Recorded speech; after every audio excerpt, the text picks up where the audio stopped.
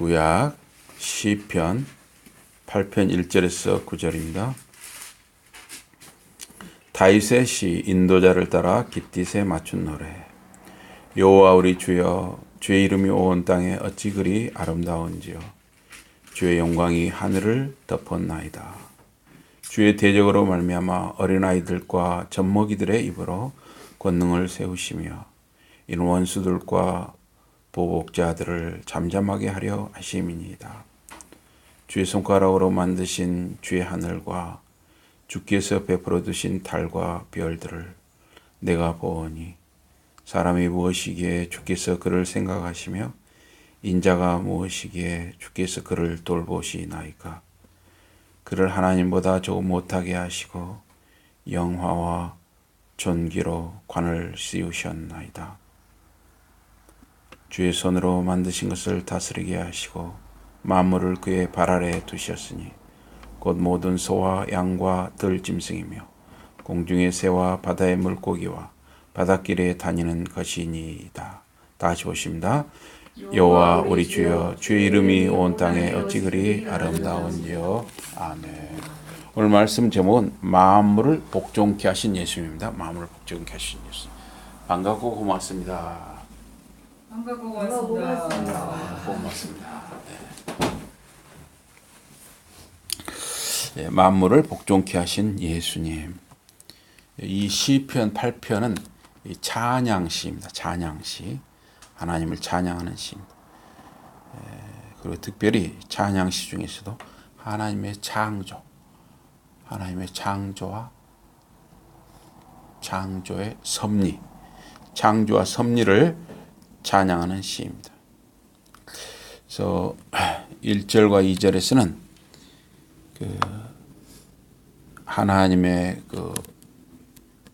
장엄하심, 또는 어미하심, 또 하나님의 권능을 노래하고 있습니다. 그리고 3절과 4절에서는 우리 사람들, 그 광대한 우주와 광대한 세계에 비해서 우리 사람이 참 왜소하다는 것을 여기서 말하고 있습니다. 또 5절에서 8절은 우리 사람, 인류를 위한 하나님의 일하심, 하나님의 역할을 말하고 있습니다.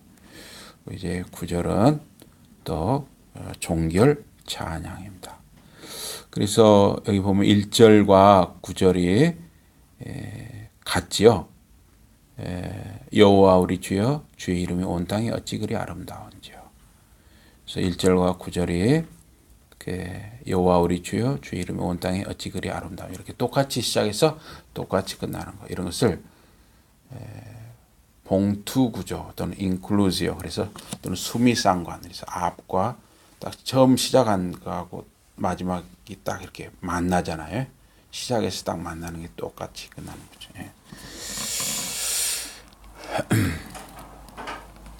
그래서 1절과 2절은 하나님의 그 장엄하심과 권능을 찬양하는데요. 이 여호와란 이름, 또 여호와라고도 하고 야훼라는 이름은 하나님과 하나님 자신의 계시를 나타내는 이름입니다. 그래서 여호와 하나님, 야훼 하나님을 언약의 하나님이라고도 하죠. 언약의 하나님. 그래서 이 하나님의 인격, 하나님의 창조가 야훼라는 이름, 여호와라는 이름으로 우리 사람들에게 계시되는 것입니다. 그래서 유대인들은 이 야훼, 여호와라는 이름을 너무나 거룩하게, 너무나 두렵게 여겨서 아예 이 야훼라는 이름을 입에 올리지도 않습니다. 그리고 아도나이라고 불렀습니다. 주님이란 말이죠. 그래서 이 유대인 옛날에는 성경을 다 손으로 썼거든요. 지금은 이제 다 인쇄가 됐는데 옛날에는 손으로 다 보고 베꼈습니다.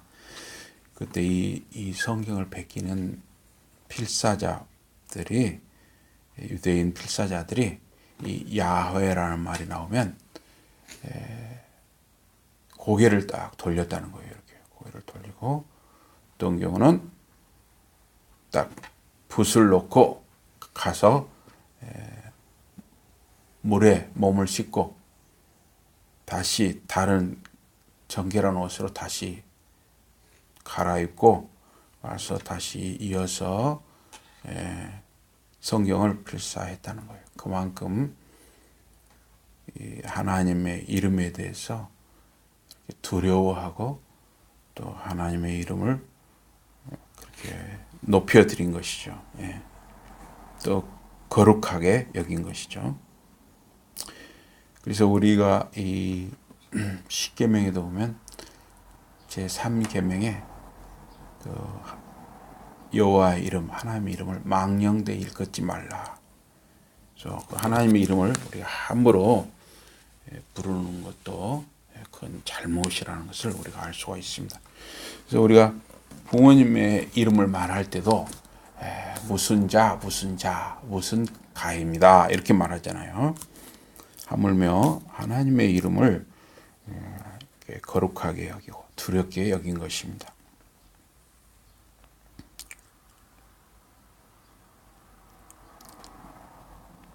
그래서 여기 하나님의 이름, 하나님의 장엄하심은 서로 시적 표현으로 같은 뜻인데, 하나님께서는 이 하늘들의 하늘과 땅의 모든 피조물과 하늘과 바다를 만드셨습니다. 그래서 최종적으로 하나님의 형상대로 남자와 여자를 만드셨습니다.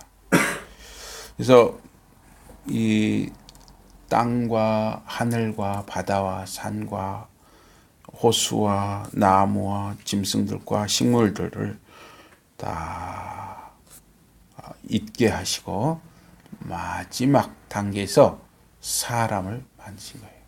그래서 사람이 살 수 있는 모든 조건을 갖추시고 사람을 만드셨다. 그만큼 하나님께서는 사람을 특별하게 생각하시고 특별하게 지으신 것입니다.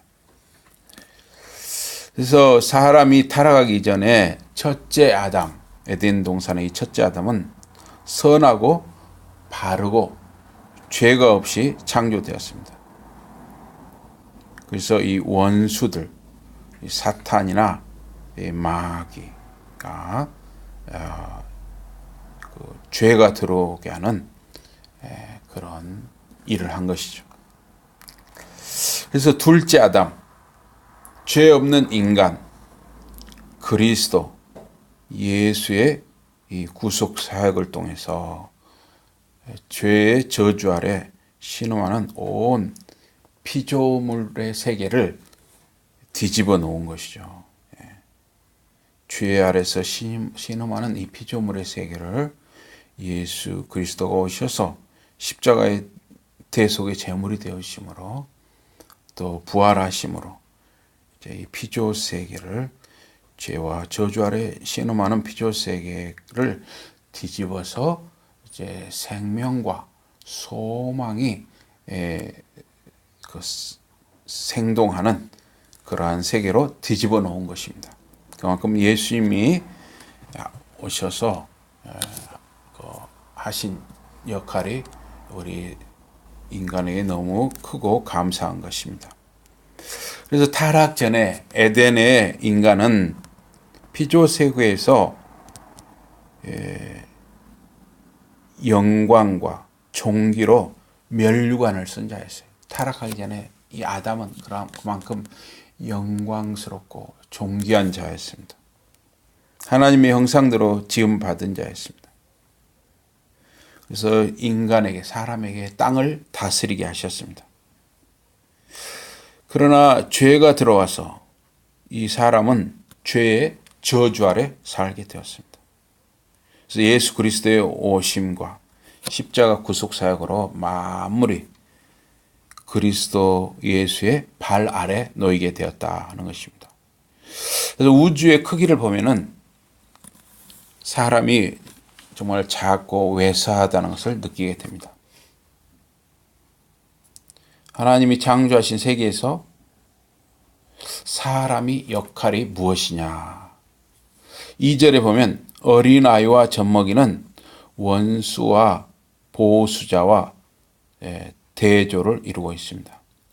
하나님은 어린아이와 젖먹이의 입을 사용해서 원수들 앞에서 권능을 세우신다 했습니다.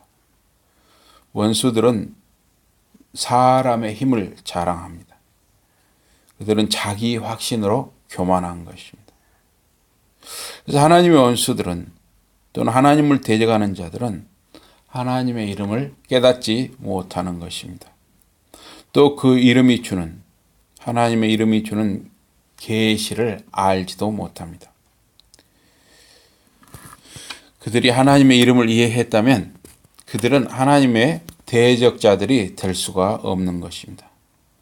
그래서 아기들, 젖먹이나 아기들은 인간의 연약함, 낮아짐을 상징하는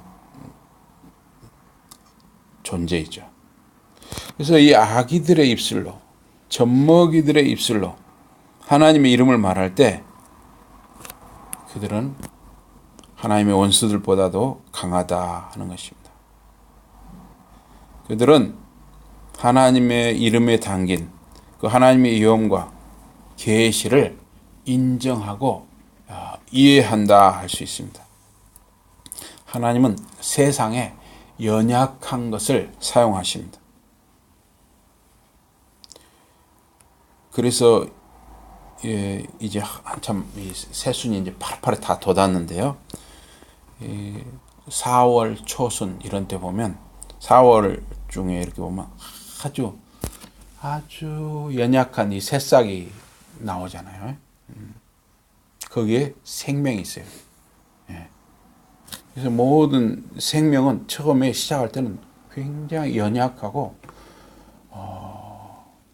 너무나 부드러운 것이죠. 식물도 그렇고 사람도 그렇습니다. 처음에 생명이 시작될 때는 너무나 연약하고 너무나 부드러운 것입니다. 하나님께서는 그러한 연약함, 그러한 부드러움을 사용하시는 것입니다. 하나님의 대적하는 자들의 모습은 그렇게 연약하고 부드럽지 않죠. 뻣뻣하죠. 하나님을 대적하는 모든 것은 뻣뻣합니다. 교만하기 때문에 얼마나 뻣뻣한지 몰라요.